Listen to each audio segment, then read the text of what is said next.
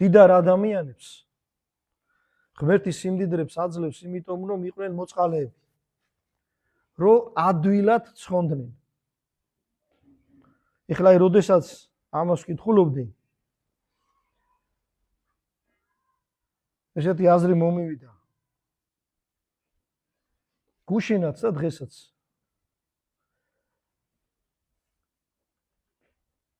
როგორი ადვილია, რომ დიდარი ცხონდეს.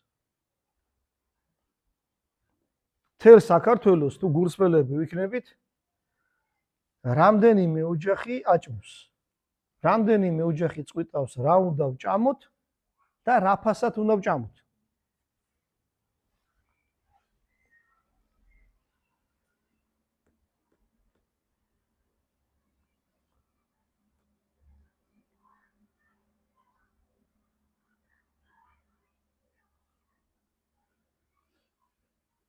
მათ შეუძლიათ, რომ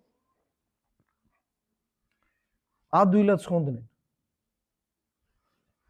რათ უნდა კანონის მიღება, რომ ხალხს იაფად აჭამო? შენ თვითონ იყავი მოწყალე, მოიკელი და აჭამე. წარმოიდგინეთ, უფალი ჩვენ გვეუბნება, რომ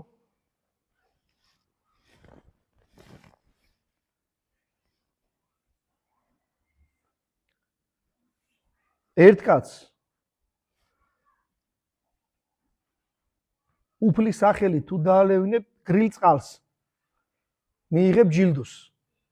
და დაფიქრდით, რამხელა ჯილდოს მიუღება შეუძლია ადამიანს, რომელსაც შეუძლია, რომ თერიერი გამოკვებოს. და სულ ცოტა შემოსავალი მოიკლოს.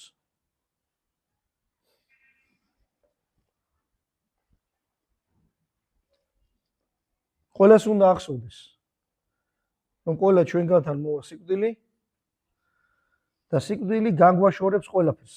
სიმდიდრესაც, პატივსაც, თანამდებობასაც. მაგრამ ვერ გაგაშორებს იმას,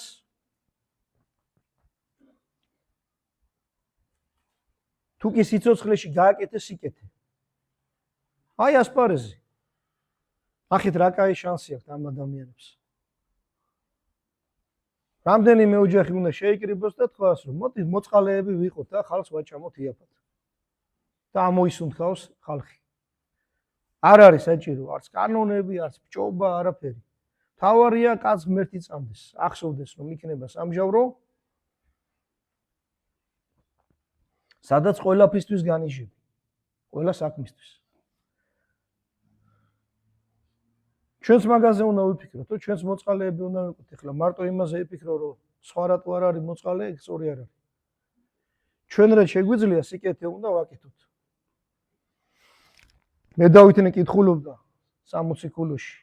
საშინელ მეორედ მოსვლაზე რო არის საკითხავი, წერია, რომ ათეულს გასცემდნენ ადამიანები მოწყალებად.